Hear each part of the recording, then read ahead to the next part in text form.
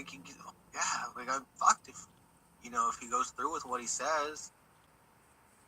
And that's how I imagine he keeps people quiet about it. It's like, and then after the convention, it's like, oh, you don't have to deal with him anymore. But yeah, perhaps the money is just that good. Like, how does he pay? Well, it depends how long you've been with him. If you start off the first time you work for him, you only get booth credit, $10 booth credit per hour.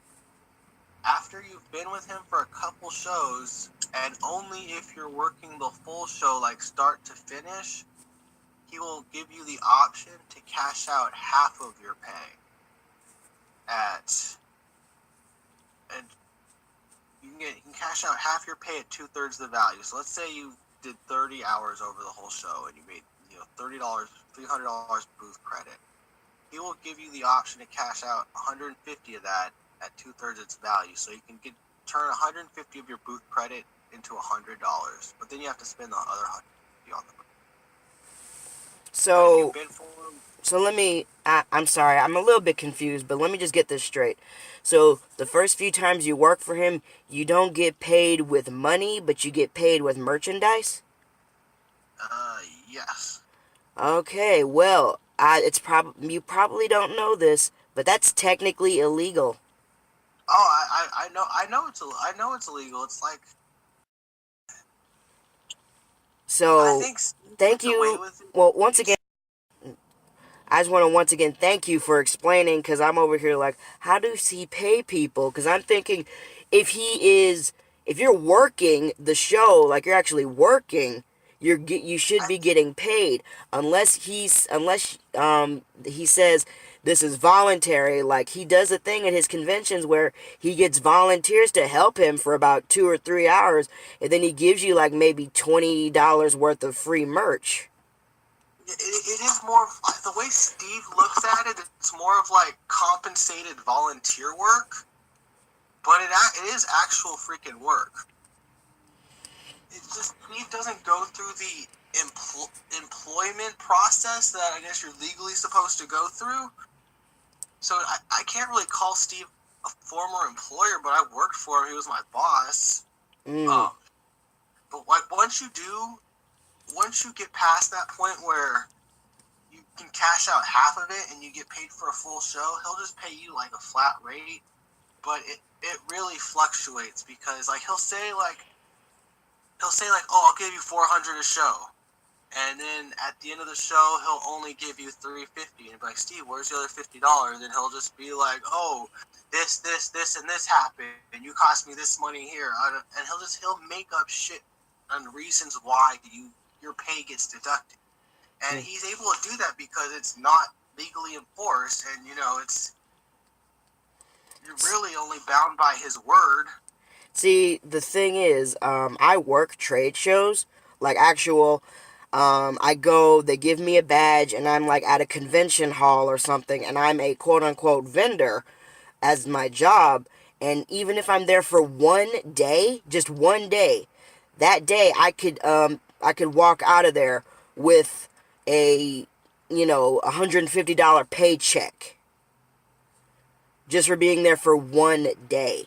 When you're working at a vendor, like if you're a vendor worker, you're supposed to get paid because it's high volume and high stress, especially for something like an anime convention or pop culture convention. It's So like Steve. he is severely undercutting his staff. Well, he boasts about how he's been in business for 25 years. It's partially because he's been able to get such cheap work.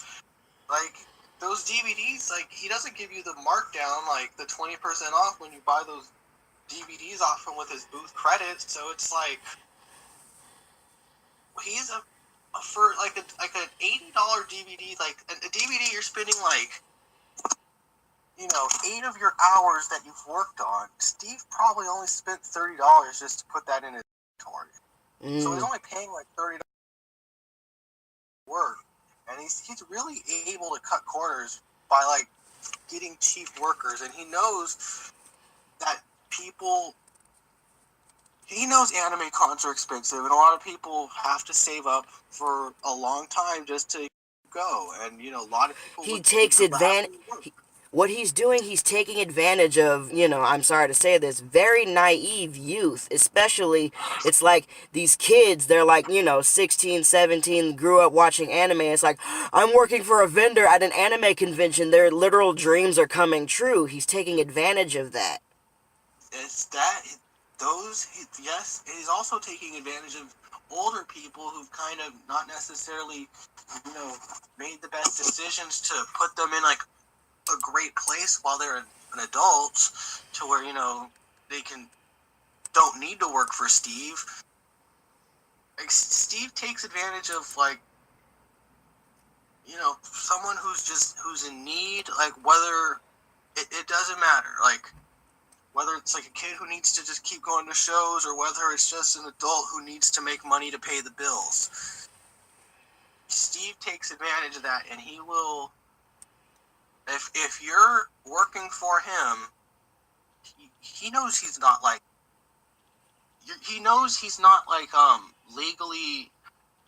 You're not tied to him legally, and Yeah, I noticed. Like, now I want to ask you this. can't Let me ask you this can't question. really. Sorry, like you can't like. He just like he feels like he owns you if you're working for him, and he will treat you the way he pleases. And he's able to because he's the boss, Ooh, and you're working for him. that sounds so creepy when you say it like that. Like, now, I really want to just ask this real quick. So there's no contract or paperwork signed when, The only kind of the closest thing to that would be like a text message, like, "Hey, this show's coming up. Can you work?" Sure. That's like the only kind of in writing something like that would ever like be hmm, like. He doesn't like, there's no sign at the dotted line. There's nothing like that. It's just like, hey, there's a show coming up. Can you work it? Okay, cool. See you. Oh, you need to fly out there? Okay, I'll fly you out and then fly you back. Usually, if he flies you out, he wants you to do like several shows with him, like back to back shows where you're like on the road with him, and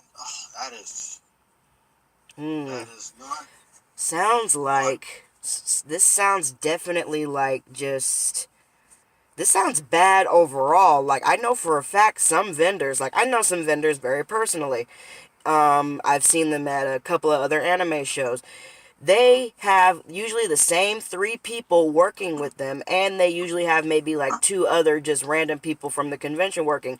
Those people get paid by the hour. They have like a sign-in system. It's like, okay, I'm within the vicinity of the booth from this hour to this hour. They tally up their hours, and they get paid about, I think, maybe if $15 or $20 an hour. So everyone's like, so everyone kind of rotates. The vendors have a chance to make money, a chance to wander the convention. I know, I believe, there's this, I believe they're called Anime Matsuri or something like that. They're an actual, like, little vendor place, and they've been at NebraskaCon and NakaCon, many other Midwestern conventions. They're great people. That's how a vendor should be. It sounds like what, Steven is doing is just, ugh, the worst. It's what he's doing is the equivalent of someone going to Home Depot, and then they drive and then they see like the people who are, desperate for any kind of money. They're basically driving up and saying, "I need you, you, and you. I'm paying you $40. Hop on my truck and come paint my house." Steve has gone to Home Depot to pick up people for manual labor before. Oh, I'm So guessing to set up like the you really just hit it right on the head. Like, 'cause sometimes bullshit happens.